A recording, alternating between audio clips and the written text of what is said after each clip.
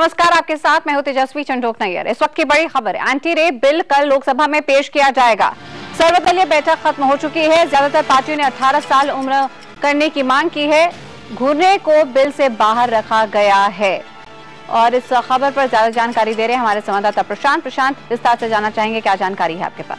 जी देखिए तेजस्वी, अब से कुछ देर पहले जो सर्वदलीय बैठक है वो खत्म हुई है और हमें जो जानकारी मिली है सूत्रों के हवाले से, उसमें ये है कि ज्यादातर पार्टियों ने सरकार से ये कहा है कि जो सहमति से सेक्स की उम्र सीमा है उसे 18 साल, जो अध्यादेश में 18 साल रखा गया था उसे फिर से 18 साल रखा जाए। और सरकार ने इन सभी दलों को ये आश्वासन दिया है कि वो उनकी मांगों पर विचार करेगी। और उन्होंने कहा, सरकार ने ये कहा है कि सरकार जो उनकी मांग है, चूंकि ज्यादातर पार्टियों की मांग है, तो सरकार का ये कहना है कि चूंकि ज्यादातर पार्टियां मांग रही हैं तो हम इस पर विचार कर सकते हैं। और हमें संकेत है, उम्मीद ये की जा रही है कि सरकार 18 साल उम्र सीमा जो करने की मांग है उस पर जो विपक्षी दलों और ज्यादातर पार्टियों की जो मांग है उसको मान सकती है। दूसरी चीज जो हमें जानकारी मिल रही है, जो घूर कर देखने को जो एक अपराध बनाया गया था और गैर जमानती अपराध की श्रेणी में रखा गया था, हमें ये जानकारी मिल रही है कि सरकार इस क्लॉज को इस कानून से बाहर रखने वाली है। इसका मतलब होगा कि घूर कर देखने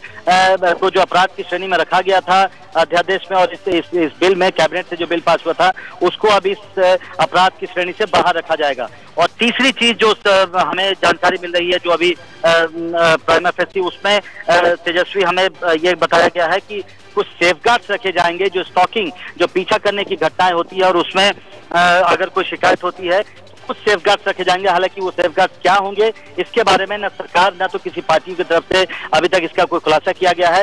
लेकिन अब ये तय है कि कल सुबह 12 बजे के आसपास इस विधेयक को लोकसभा में पेश किया जाएगा और उसके बाद इस पर चर्चा की जाएगी। लेकिन दो महत्वपूर्ण सुझाव लगता है सरकार ने ये साफ साफ संकेत दिए हैं कि वो पार्टियों के सुझाव मानने पर विचार कर रही है। पहला ये कि सहमति से सेक्स की उम्र सीमा 18 रखी जाएगी और दूसरा घूर कर देखने को अपराध की श्रेणी से बाहर रखा जाएगा। बिल्कुल प्रशांत, और जैसा कि आप हमें बता रहे हैं कि कल 12 बजे संभवतः यहाँ पे लोकसभा में पेश किया जाएगा ये बिल। हालांकि इससे पहले खबर ये भी आ रही थी प्रशांत कि हो सकता है सरकार रणनीति के तौर पर इस बिल को पहले राज्यसभा में पेश करे, क्योंकि टेक्निकल ग्राउंड्स पर अगर कोई बिल राज्यसभा में पेश हो जाता है तो फिर वो राज्यसभा की संपत्ति बन जाता है और ऐसे में अध्यादेश के निरस्त होने की संभावना खत्म हो जाती है। यानी कि 22 मार्च तक भी अगर संसद के अंदर आम सहमति या कोई एक आध पेज अटक जाता है तो ये अध्यादेश जो अब है वो निरस्त नहीं होगा। ये डेडलाइन खत्म हो जाएगी 22 मार्च की। लेकिन क्या अब हम ये पक्का माने कि राज्यसभा की जगह लोकसभा में बिल पेश हो रहा है?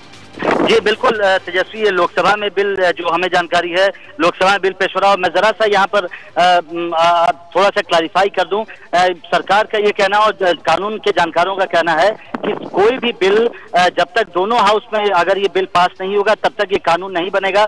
और इसका मतलब होगा कि अगर 22 मार्च तक दोनों ही सदनों से इस बिल को पारित नहीं करवाया जाता है तो अध्यादेश निरस्त हो जाएगा। किसी भी हाउस में बिल को पेश किया जाए लेकिन दोनों सदनों में उस विधेयक को 22 मार्च तक पारित करवा लेना होगा, अन्यथा जो अध्यादेश सरकार ने फरवरी में लागू किया था वो निरस्त हो जाएगा।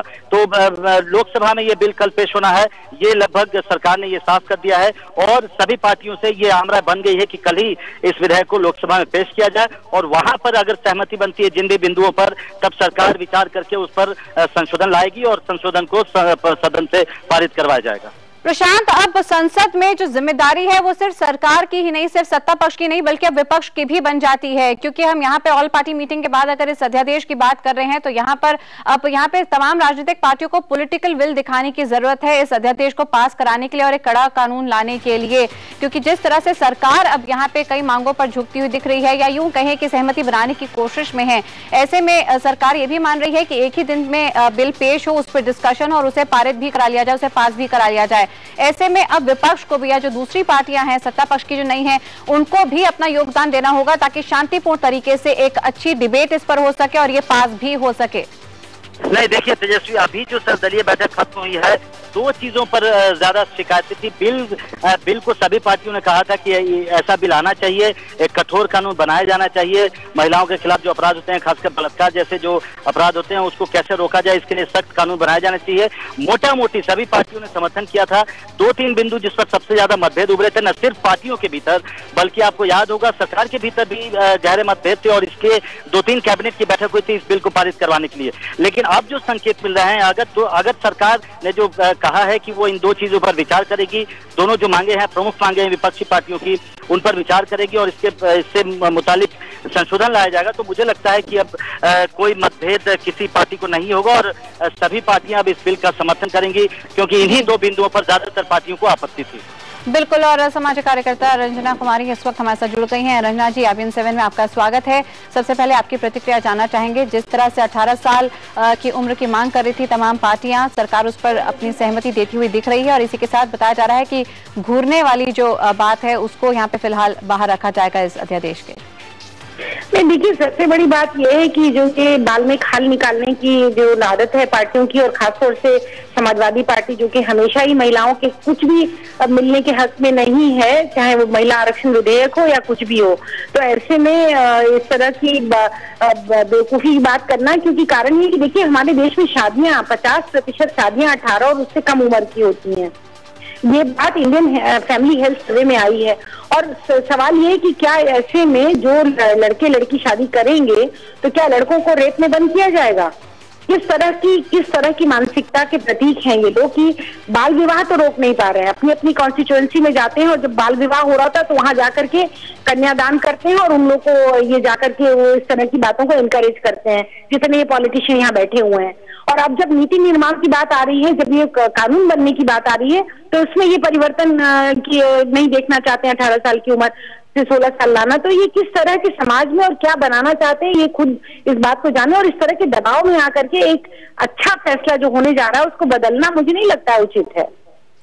रंजना, आपसे यही हम समझना चाह रहे हैं, जब इस तरह की नीति निर्माण की बात होती है तो क्या हमें उस देश या उस राज्य की जो कल्चरल वैल्यूज हैं या जो वैल्यू सिस्टम है उसको भी ध्यान में रखकर आगे ये कानून या फिर ये नीतियां बनानी चाहिए? जो लॉ ऑफ लैंड है उसको ध्यान में रखकर आगे इस तरह के कानून बनाना चाहिए? और क्या आपको लगता है कि इस तरह के कोई भी तर्क रखे जा रहे हैं पार्टियों द्वारा कि यहाँ पे क्या उम्र होनी चाहिए, 16 साल या 18 साल? देखिए, लॉ ऑफ लैंड तो बाल विवाह के खिलाफ है, लेकिन जितने राजनीति में लोग हैं ये बाल विवाह को बढ़ावा देते हैं अपने अपने एरिया में, उनको जाके रोकने की कोशिश नहीं करते हैं, वहां की जनता को समझाते नहीं है जिस जनता से वोट लेते हैं। और ऐसे में जब बच्चों की शादी हो जाती है और वो पोस्ट प्यूबर्टी के बाद लड़की जब ससुराल में गौना करा के भेज दी जाती है तो फिर वो लड़का लड़की जब साथ रहते हैं और 16 साल की उम्र में साथ रह रहे, जबकि इंडियन फैमिली हेल्थ सर्वे में आपको डेटा, हिंदुस्तान की सरकार का डेटा बता रही हूँ कि 50% से ज्यादा शादियां 18 से कम उम्र की हुई है।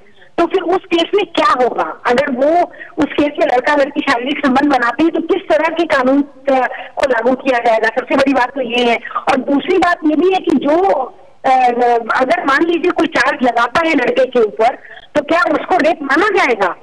तो ये सब चीजें बिना सोचे समझे करना और बिना सोचे समझे राजनीतिक दबाव बनाना और दबाव में सरकार का आ जाना, ये दोनों ही अपने आप में गलत बातें हो रही है इस समय। समाज को समझदारी की ओर ले जाने की बजाय जो लोग समाज में इस तरह की घटनाओं को रोकने का प्रयास कर रहे हैं, इस कानून कड़ा होना चाहिए जो है, तो उसको वो डाइल्यूट करने की लगातार को। घूरने का क्या मतलब हुआ? घूरने का मतलब ये हुआ कि अगर आप स्टॉकिंग कर रहे हैं, किसी के पीछे पीछे जा रहे हैं, बदतमीजी के कमेंट कर रहे हैं, आप दुपट्टा खींचने की कोशिश कर रहे हैं, आप लड़की को चिकोटी काट रहे हैं, आप उसको छूने की कोशिश कर रहे हैं, इस तरह की घटनाएं हर लड़की की जिंदगी में आती हैं। तो इनको क्यों नहीं माना जाएगा कि अपराध है? किसको हक है कि वो किसी लड़की पर सीटी बजाए, किसी लड़की को उल्टा सीधा ताना कसे? जी, किस समाज में ये होता है? क्यों लड़कियां बर्दाश्त करेंगी हिंदुस्तान के समाज की इस बात को? बिल्कुल। तो इस बात को आर्ग्यू क्यों नहीं करते? इस बात को जो लोग इसका विरोध करें उनको समाज। बिल्कुल रंजना, तो यहाँ पे किसी तरह का यहाँ तर्क नहीं रखा जा रहा है तमाम पार्टियों द्वारा कि आखिर किस बिना पर इस तरह के प्रावधान बिल में शामिल या फिर वहां से हटाए जा रहे हैं। रंजना, आप IBN7 के साथ जुड़ी, इसके लिए आपका बहुत बहुत शुक्रिया अदा करना चाहेंगे। और अब यहाँ पे हमारे साथ जुड़ गए हमारे संवाददाता विक्रांत यादव।